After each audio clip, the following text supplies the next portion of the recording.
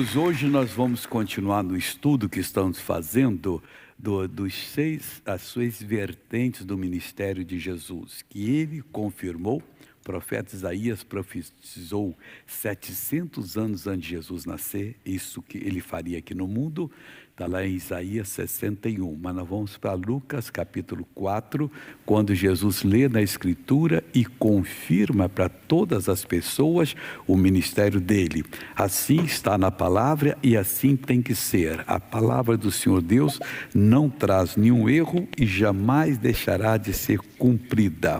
Aqui em Lucas capítulo 4, versículo 18 e 19, nós encontramos o seguinte, começando no 18: o Espírito do Senhor é sobre mim, pois que me ungiu para evangelizar os pobres, enviou-me a curar os quebrantados do coração, a apregoar liberdade aos cativos e dar vista aos cegos, a pôr em liberdade os oprimidos, a anunciar o ano aceitável do Senhor. Então são 6 vertentes. No culto último eu passei da 3 para 4, porque a 3 e a 5 eu acho que pode fazer junto, que fala exatamente sobre liberdade. É o que eu vou fazer. Então hoje eu vou fazer o 3.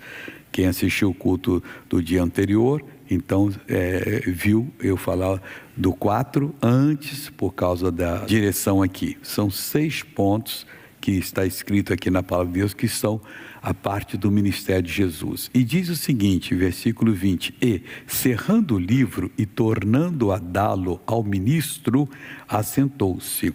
Os olhos de todos na sinagoga estavam fitos nele. E ele começou a dizer-lhes: hoje se cumpriu essa escritura em vossos ouvidos. A gente pode chamar de o decreto de Nazaré. Então Isaías profetizou, o céu já tinha aprovado esse decreto 700 anos antes dele vir. Quando ele veio, leu e disse: hoje se cumpriu. A partir daquele dia, esse aqui seria o ministério de Jesus. A partir daquele dia, esse deveria ser o ministério dos que falam que são evangélicos, que são da boa notícia. E por quê?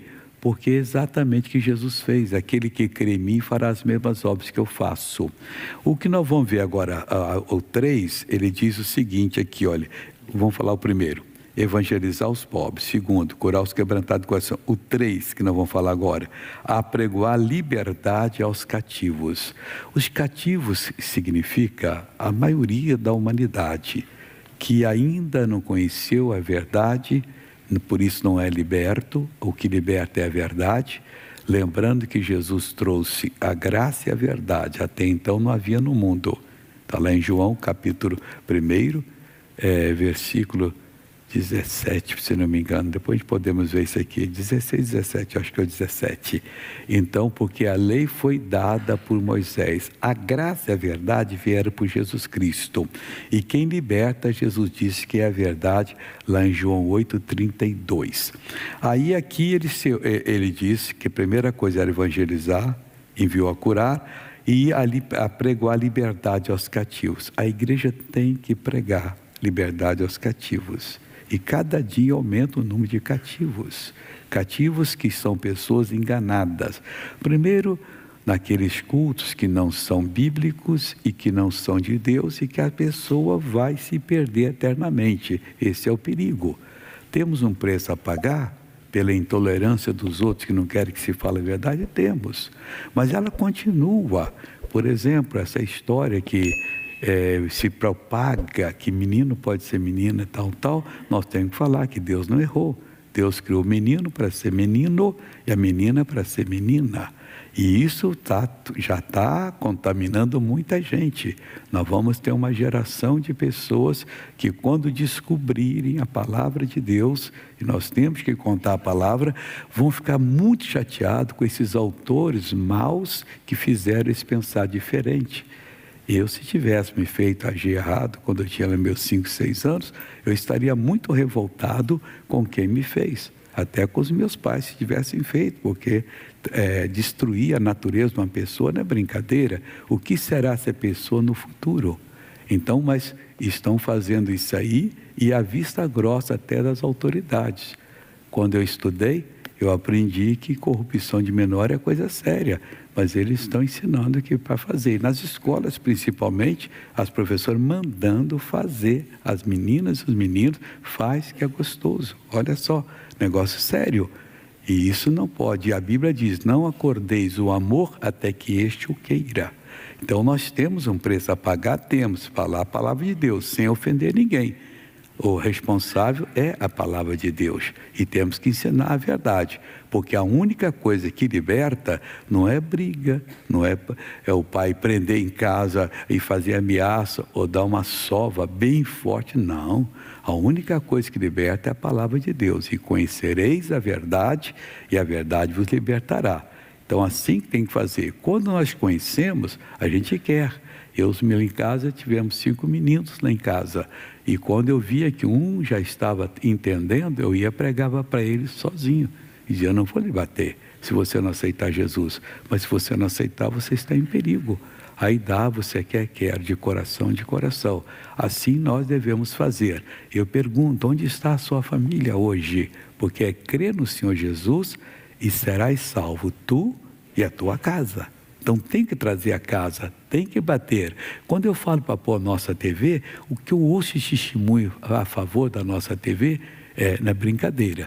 Vamos agora aqui no Salmo 119 para ver o que o salmista disse sobre esse assunto de poder andar em liberdade. A única liberdade que tem é quando você entende a palavra de Deus. Salmo 119, ele fala no 44 o seguinte, assim observarei de contínuo a tua lei, para sempre eternamente. E, é o 45 que me interessa, andarei em liberdade, pois busquei os teus preceitos. Preceitos são os pequenos mandamentos, as regras, as normas de conduta que nós aprendemos na palavra de Deus.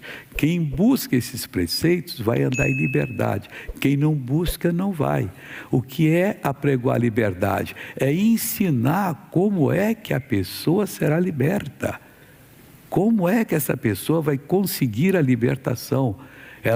Nós estamos ensinando e depois vamos apregoar a liberdade e vamos ensinar. Se a pessoa começa a observar os preceitos de Deus, por menores que eles sejam, já começa a ser abençoada.